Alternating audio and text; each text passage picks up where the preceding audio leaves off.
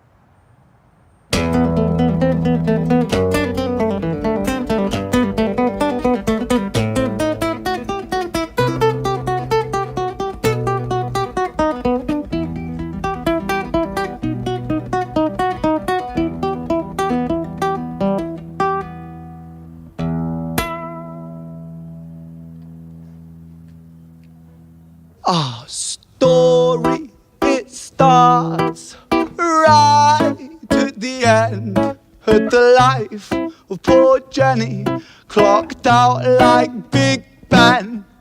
Dear Screech, dear boy, where did he go? He melted into the black night just like snow.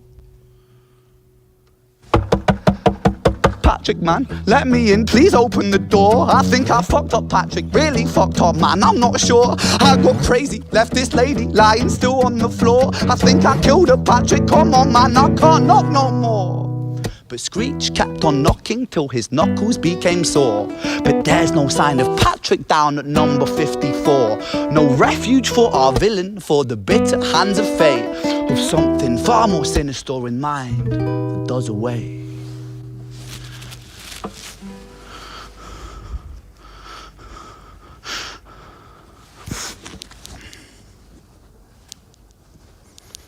Hey babe, are you in? Nah, nothing really, I'm just a bit tired, listen. Can I swing around yours for a few moments? I just really miss you, babe. What the fuck do you mean you're busy? You fucking bitch! For fuck's sakes!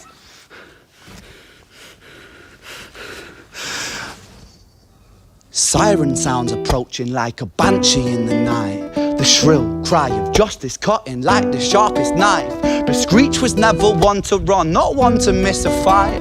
One hand upon his blade, he turned to face the blue lights. Come on then, you fucking cunts, let's fucking have you then. I am Screech, I'm the boss, I'm the ender of men. You think that uniform you're wearing means that you own these streets? These are my fucking streets, and they call me fucking Screech. Richard was an officer who stood at 6'3", working London on the night shift. What he didn't think he'd see was a boy running at him like an animal possessed. With no time to hesitate, he fired 4 bullets at Screech's chest.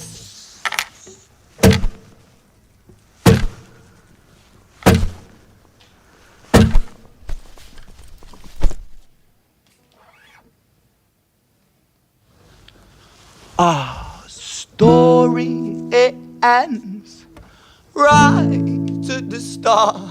Young Screech and poor Jenny lying 1 street apart. An officer shaken by the boy that he claimed. 2 bodies lay lifeless, and it's such a shame. It's such a shame.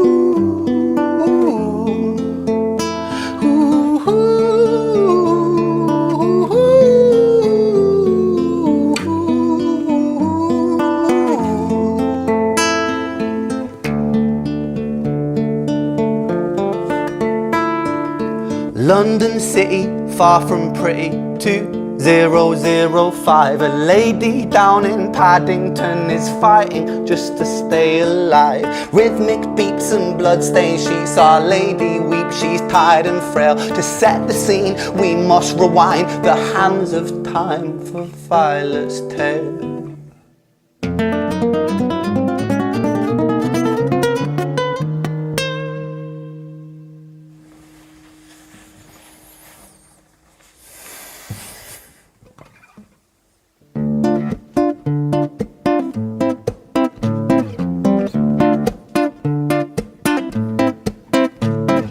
Violet was a silent girl, grew up with violent starts. Her mother was a drinker and her father was a bastard.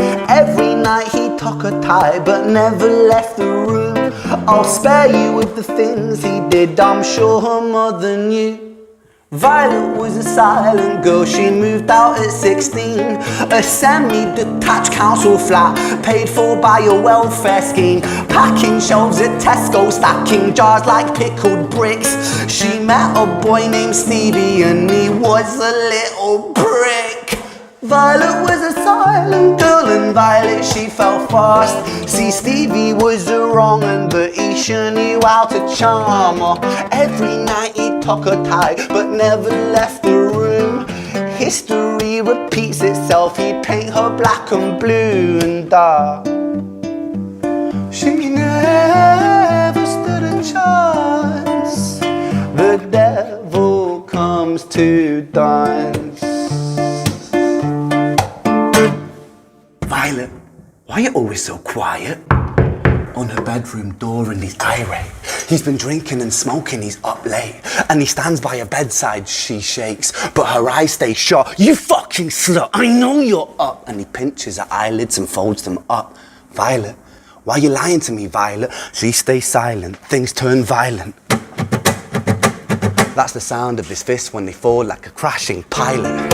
Hit like hailstones, one to the collarbone, full force, full blown, blood's black bone, crack, knick, knack, paddywhack. One to the jaw when the tooth spat, detached fist connects and disconnects a bone. A quick deflect to misdirect the blow, but nonetheless his punches met her throat. Such a mess he's left her bruised and broke. Violet, why you always so silent, Violet? Why you such a little liar, Violet? Do you think I wanna do this, Violet?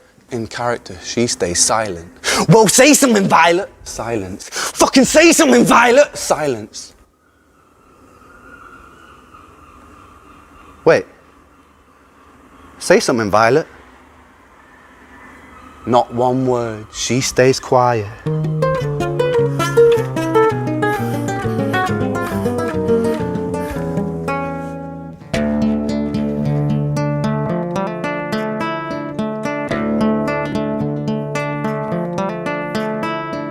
London City, far from pretty, 2005. A lady down in Paddington is fighting just to stay alive. The doctor, in a state of shock, saw something here so very wrong. See, Violet, she was pregnant. Poor Violet, she was 9 months gone. Turning to the doctor, Violet broke her silence and she cried, if I'm to die right here tonight, please let my baby stay alive. The doctor soon regained composure, called the surgeon to come in. As Violet's world turned to black, the curtains closed, the lights went dim. In London City, far from pretty, 2005. A lady down in Paddington just lost the fight to stay alive. A tragedy or a miracle, it happened on these very streets. Two twins aligned side by side. A girl named Jenny and a boy named Screech.